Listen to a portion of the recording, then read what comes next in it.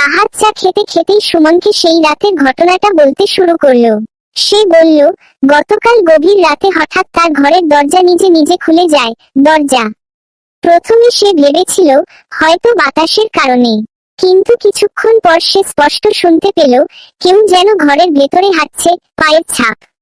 রাহাত ধীরে ধীরে উঠে চারদিকে তাকালো, কিন্তু সেখানে কাউকে দেখা যাচ্ছিল না। ঠিক তখনই হঠাৎ তার পেছনে থেকে একটা ঠান্ডা নিঃশ্বাসের শব্দ এলো, ভয়ার্ত মুখ।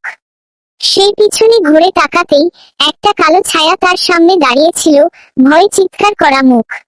রাহাত বলল, ছায়াটা ধীরে ধীরে তার দিকে এগিয়ে আসছিল। আর ঠিক তখনই সবকিছু হঠাৎ অন্ধকার হয়ে যায়। এই পর্যন্ত বলার পর সুমন হঠাৎ ভয় পেয়ে উঠে দাঁড়িয়ে গেল। আর কিছু না বলেই দ্রুত সেখান থেকে চলে যেতে লাগলো, ভয়ার্ত মুখ। কিন্তু সুমন এমন কি বুঝতে পারল যা তাকে এতটা ভয় পাইয়ে দিল? ভয়ে চিৎকার করা মুখ। জানতে হলে অপেক্ষা করো, পার্ট 3।